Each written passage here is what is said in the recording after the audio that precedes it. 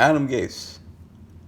He's not been a great coach for the Jets so far. Through 2 years, he has had 7 wins and 13 losses.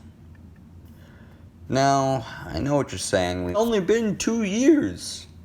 And I mean, this Jets roster, and especially last year's roster, really isn't that, Super Bowl worthy.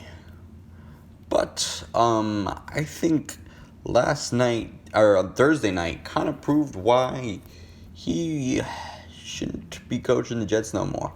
Now, I'm not advocating for someone's firing, especially in a pandemic. But, I mean, he's a pretty bad coach for the Jets. Now, if you don't know what happened on Thursday night, was the Jets were playing Thursday Night Football. And McKay Beckman, their first-round pick, who's actually been really good this year. But he was injured for Week 3's matchup against Week 4's matchup against the Broncos. And then Chuma Ignata, I'm not pronouncing that name right, got hurt on the game's opening drive. So then, rather than putting other linemen in, he put Beckman in. Now, the Jets, they're not really expected to do a lot this year. So, the game was kind of meaningless. It wasn't meaningless. But it just seemed it wasn't really a smart coaching move. And there are plenty of other moves in the gase, era. That's what you would call it.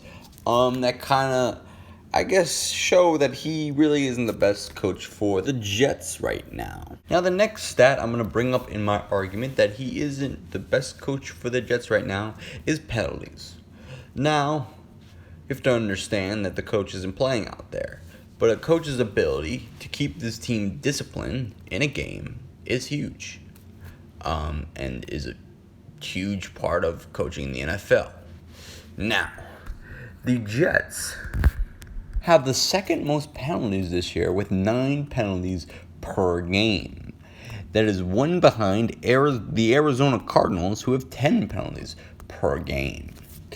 Now, if you go to total penalties, which is a little bit unfair to the Jets because, they played 4 games, and the only other team that's played 4 games so far is the Broncos. They have most penalty yards that they've accounted for through penalties, with 335. New Orleans is 4 penalty yards behind them, and they probably will eclipse them after this week. But yeah, being the second most in penalties isn't really good. I could add a couple more reasons on why Adam Gase might not be the best head coach for the Jets, but a lot of people on ESPN have done that already, and NFL or New York Sports Talk Radio has done that too.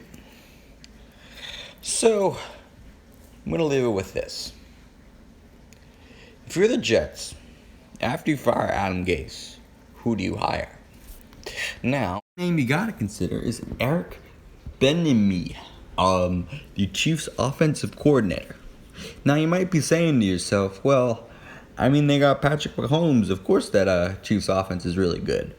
But you got to remember, first of all, Bieniemy was key in Patrick Mahomes' development during that 1 year where he sat on the bench his rookie season. He didn't sit, to be fair, he didn't sit on the bench the whole season. He played 1 game, week 17.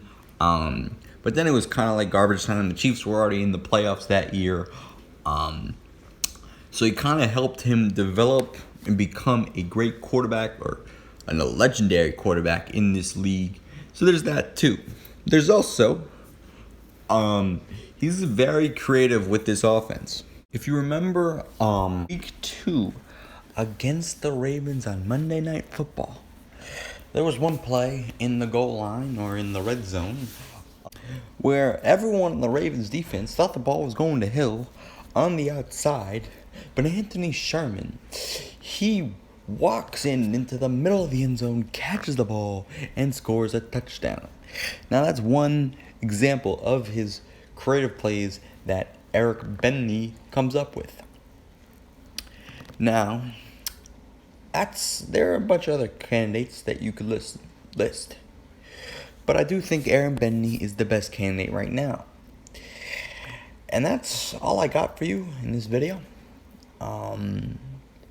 Like and subscribe and watch other videos. Thank you.